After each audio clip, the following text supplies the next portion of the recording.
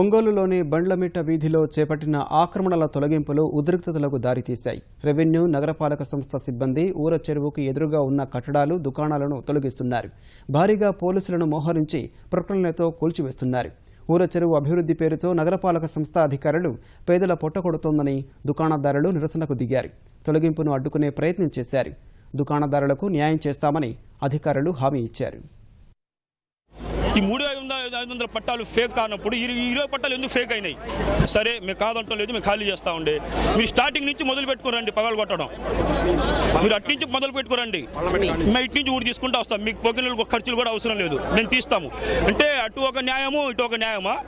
అంటే మేము ఏం చేయలేమనా? మేము పేదవాళ్ళమనా? రోడ్డు డెవలప్మెంట్, టౌన్ డెవలప్మెంట్, వెనక ఊరు చెరువు ఉంది, దాంట్లో ఏం డెవలప్మెంట్ చేస్తారో మాకు తెలియదు. అవి అడ్డం, ఇది అడ్డం అయినప్పుడు అవి అడ్డం ఎందుకు కాలా? మీకు మీరు ఇంటిమేషన్ ఇవ్వాలిగా. మేము వస్తున్నామంటే పగలు కొట్టడానికి ఒక్కసారి పొగలను తీసుకొచ్చి ఇది ఏంది? ఇది మేము ఎక్కడికి పోవాలి? ఇప్పుడు 100 సంవత్సరాల నుంచి బతుకుతున్నారు ఇక్కడ.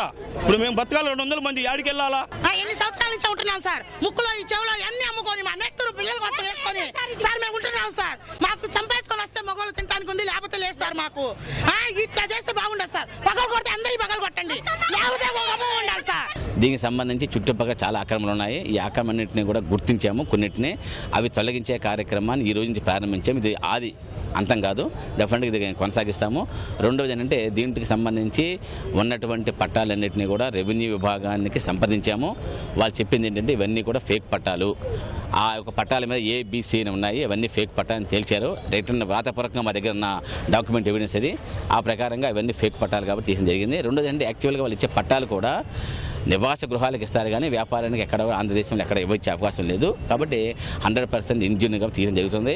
ఒకవేళ ఎవరన్నా పేదవాళ్ళు ఉండి మాకు నిజంగానే వ్యాపారానికి అవసరం ఉందంటే కనుక తప్పనిసరిగా మున్సిపల్ షాపింగ్ కాంప్లెక్స్లో కానీ వేరే చోట కానీ వాళ్ళకి ప్రాధాన్యత ఇచ్చే ప్రయత్నం చేస్తాం.